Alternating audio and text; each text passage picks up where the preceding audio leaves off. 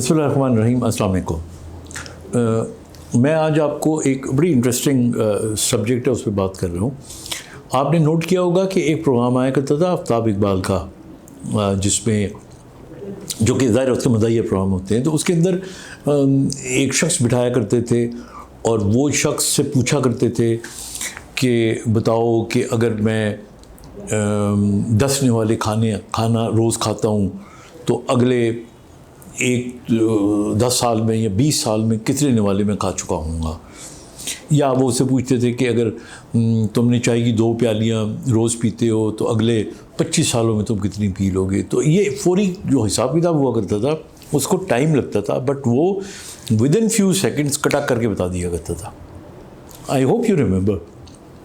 अच्छा, इसी तरह मैं एक प्रोग्राम किया करता था टीवी पे हमारे डिफरेंटली एबल्ड बच्चों का, तो उसके अंदर एक लड़का था, मैं नाम नहीं ले रहा उसका, उसे मैं लेकर आया प्रोग्राम में और उसको मैं देखा करता था। जहाँ मैं रहता था वहाँ पे वो ज़ाहिर ज़हनी तौर पे थोड़ा स्लो था और उसने बाज़ वक़्त ऊट पटाख बातें भी करनी, लेकिन एक खूबी थी उसके अंदर, और वो ये खूबी थी कि अगर आप उससे ये पूछे ना, मिसाल के तौर पे कि 1944 या 1938 मिसाल के तौर पे 1938 में 14 फरवरी को क्या दिन था, तो यूँ करके बता दिया करता था।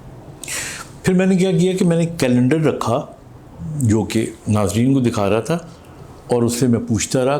कोई गलती नहीं की उसने, वरना आम ज़िंदगी में वो मैट्रिक पास भी नहीं था। वो सब्ज़ी लेने के लिए माँ बाप भेजते तो उसको पैसे भी कैलकुलेट करने नहीं आते थे, ये काम उसको आता था।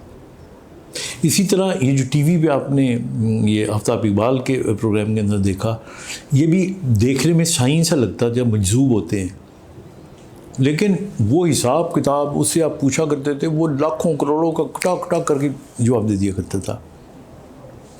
अच्छा, दुनिया का जो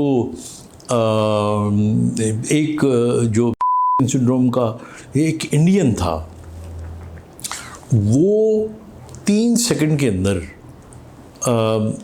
12 डिजिट्स को 12 डिजिट से डिवाइड करके तो आंसर आपको निकाल के दे दिया करता था कि ये 0000 पॉइंट ये इस रिजल्ट आएगा। तो ये क्या चीज़ है, ये मैं आपको बताना चाहता हूँ कि जो होती हैं दे आर अपेरेंटली IQ इनका लगता है कि बहुत लो है। आम दुनियादारी के कामों में लग रहा होता है कि दे आर स्लो लर्नर्स, लेकिन ब्रेन की एक फैकल्टी या ब्रेन का एक हिस्सा इनका एक्स्ट्रा ऑर्डिनरी वेरी हाई होता है।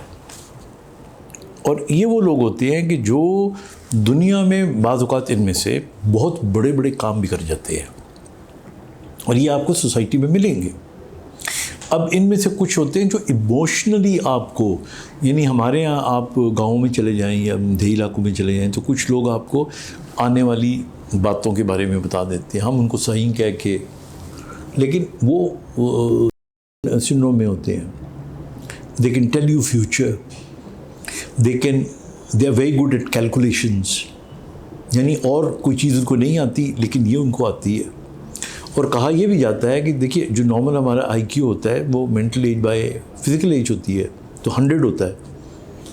तो इनका जो वैसे IQ हम निकालते हैं तो वो 70-80 के करीब होता है, विच इज़ लो।